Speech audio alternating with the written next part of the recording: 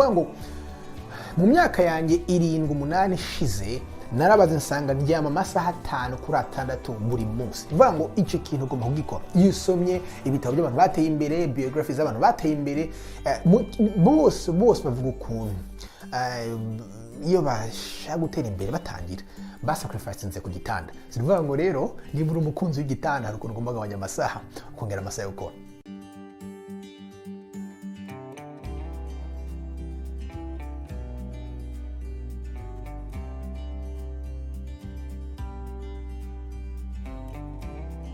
Akandi kantu rero ugomba gusacrificinga nako nakwita mu cyongereza immediate gratifications cyangwa se immediate desires. Cyangwa icyo nasobanura mu kinyarwanda mu kirundi nuvuga ngo gushaka guhita uryoherwa uwo mwanya.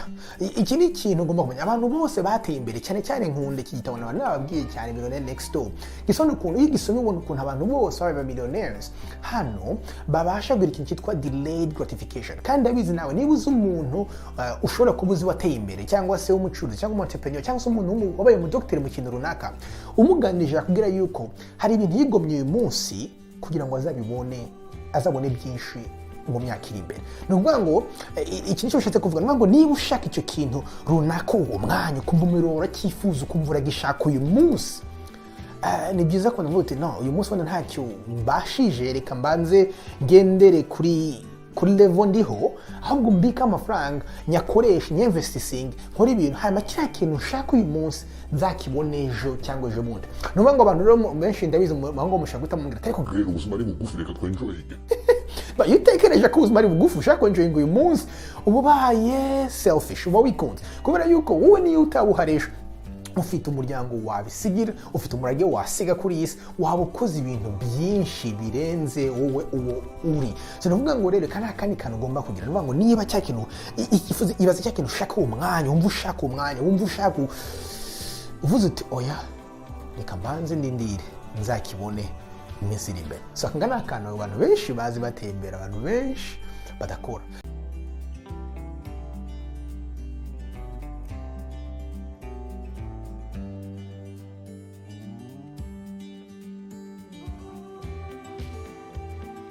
Hanyuma rero kandi nako ugomba gusacrificinga ni iyo familia cyangwa se ibintu umenyereye cyangwa se ibyo abantu benshi bakunda kuvuga ngo ni comfort zone. Hari ahantu umuntu aba ari yumva nezerewe aryohewe ukumva nyine ufite inshuti ufite doka hari ahantu uba wumva wamenyereye umerewe neza.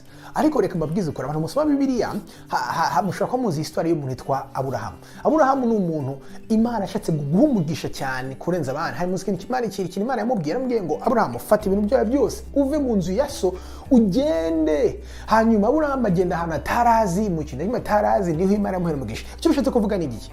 Nuko rimwe na rimwe kuma muri comfort zone zacu ahantu mu bintu umenyereye mu bantu muvuga rumwe mu bintu mugira iki muri za nshuti zawe za kera zikuzi mutereye amablage bikugumiza hahandi ntubasha kuhaterera imbere. Ingiki ndabyibuka mu 2015 nibo nageze ahantu nari muri community nziza cyane ahantu hitwa muri Portland, Maine. Hari community nziza y'abanyarwanda y'abarundi nari meze neza cyane numva ariho hantu ndi comfortable. Ariko nza gutekereza kugenda ubu ngubu nibera mu cyaro ahantu kure ahantu hatari community nini icyo gihe ahantu ntari menyereye ahantu nagomba kwiga ibintu bishyashya. Hanyuma mpora n'inshuti nyinshi cyane zamfashije zanteje imbere bituma niga imico yabaye igihugu hano bituma naniga ibintu byinshi nize kuri real estate na business hano kubera ko namuvinze mva mu byo nari menyereye njya ahandi hantu hamforcinga kwiga.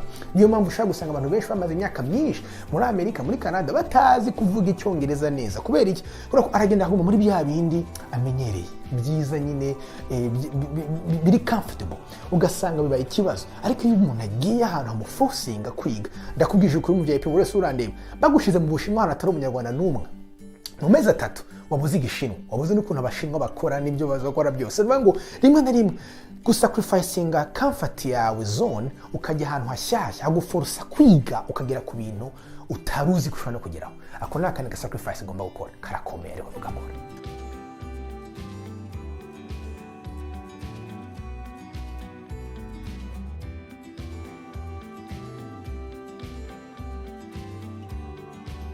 hanyuma akandi sacrifice ugomba gukora ni akantu ko gusacrificinga pride cyangwa se ibyo nakwita mu kintu kinyarwanda ko kakantu k'ubwibone ko kumva yuko hari ibintu wakora n'ibintu utakora akantu ugomba kugashira hasi ni ukuvuga ngo ugomba kumva yuko nta kintu na kimwe utakora njye bukanza hano muri Amerika nari umuntu nasanye yaje hano mfite masters y'imibare rimwe na rimwe nabonaga ubuza hano abantu bakora muri Amerika nkavuga yahuza ntabwo nabukora nkumva ndaburengeye ariko mbakubwiza ukuri nta kintu na kimwe nakoze maze kwiga ibi bintu nakoze mu byose bibaho nigeze no kubabysitting imbwa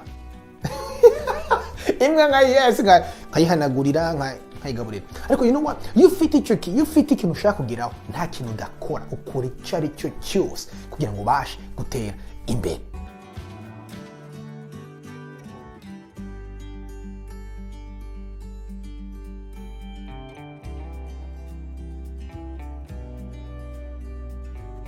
Niba ushaka gukora ibintu byose nakubwiye kugira ngo ubashe gutera imbere ugomba kumenya yuko abantu benshi ntibazagukunda. Nuvuga ngo dufite twese muri twe nk'abantu gushaka gukundwa n'abantu ariko rero iyo ukoze bino bintu ukabikora neza ushaka kwiterera imbere ugakora ibiguteza imbere apana utitaye ku byo abandi batekereza abantu ntibagukunda. Ibyo rero ugomba kuba wiyemeje ko bitazakubabaza. Hanyuma rero kandi kantu nako ugomba kumenya Abavip nta muntu n'umwe wateye imbere utumwanya mu kwanga abandi bantu mu guhatinga ku bandi bantu kubagirira amashyari. Ni ukuvuga ngo my goodness ibyo bintu mugomba kubireka.